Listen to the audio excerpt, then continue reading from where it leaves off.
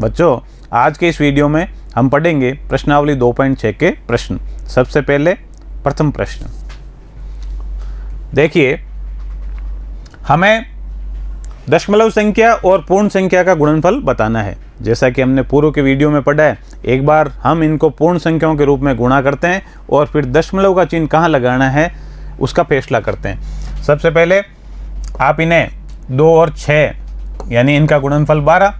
अब आप देखिए कि दशमलव के बाद में एक अंक है, तो आप गुणनफल के दाहिनी ओर से एक अंक के बाद में दशमलव लगाइए, तो गुणनफल हो गया 1.2।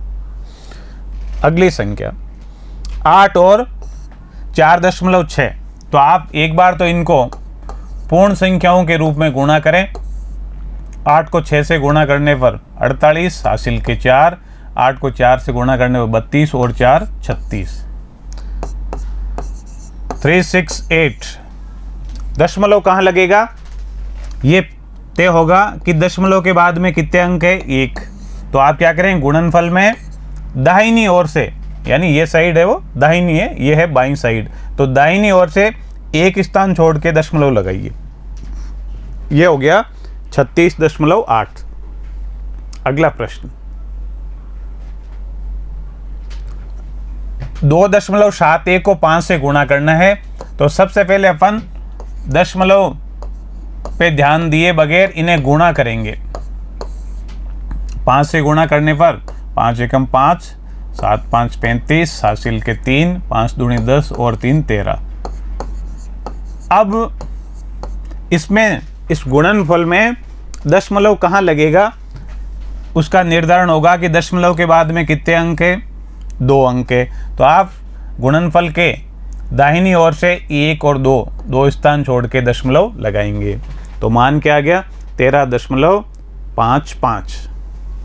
अगला प्रश्न, एक बार आप 20.1 को 201 पढ़ें और इसे 4 से गुणा करें। 4 से गुणा करने पर ये हो जाएगा आपके 804। ठीक है, अब आप दशमलव कहाँ लगाएंगे, दशमलव के बाद एक अंक है, इसका मतलब गुणनफल के दाहिनी ओर से एक स्थान छोड़ के यहाँ आप दशमलव लगाएंगे। तो संख्या क्या आ गई, गुणनफल क्या है आपका कि 80.4।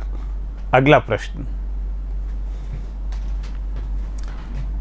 0.05 को 7 से गुणा करना है। तो आप एक बार बिना दशमलव पे ध्यान दिए 5 और 7 को गुणा कर दें, ये हो गए 35। दशमलव के बाद में 2 अंक है, इसका मतलब गुणनफल के दाहिनी ओर से 2 स्थान छोड़ के दशमलव लगा दें, और दशमलव से पहले कोई अंक नहीं होता है तो बच्चों हम शून्य लगाते हैं। ठीक है, तो ये हो गया 0.35। अगला प्रश्न 211.02 को 4 से गुणा करना है। तो एक बार आप क्या करें कि दशमलव पे ध्यान दिए बगैर गुणा करें, किससे, 4 से। गुणनफल 44.8, 84408। ठीक है, अब आप देखिए दशमलव कहाँ रखा जाएगा इसमें। इसका निर्णय होगा कि संख्या में जिनको गुणा किया है दशमलव का स्थान कहाँ है। दशमलव से आगे दाहिनी ओर अंक कितने हैं, 2। आप क्या करेंगे, गुणनफल में दाहिनी ओर से 1 2 स्थान छोड़ के दशमलव लगाएंगे। गुणनफल क्या आया 844.08। अगली संख्या 2 गुणा 0.86। जब आप इन्हें गुणा करेंगे तो पूर्ण संख्याओं के रूप में गुणा करें। 6 दूनी 12 हासिल का 1, 172। ये आ गया गुणनफल, पूर्ण संख्याओं का गुणनफल आ गया। अब इसमें दशमलव कहाँ लगाया जाना है उसके लिए आप देखिए, दशमलव के बाद में 2 अंक है, तो आप दाहिनी ओर से जब गुणनफल आए, गुणनफल के दाहिनी ओर से जितने अंक दशमलव की संख्याओं में दशमलव के बाद में है उतने ही स्थान उधर से छोड़ के आप दाहिनी ओर से छोड़ के दशमलव लगाएं, तो ये मान आ गया 1.72। अगला प्रश्न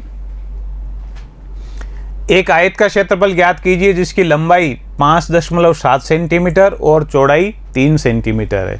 बच्चों, हमने पूर्व की कक्षाओं में आयत के क्षेत्रफल के सूत्र के बारे में पता किया है कि नहीं किया? याद है हमें आयत के क्षेत्रफल का सूत्र क्या होता है? लंबाई गुणा चौड़ाई ना। आइए, आयत का क्षेत्रफल बराबर लंबाई गुणा चौड़ाई।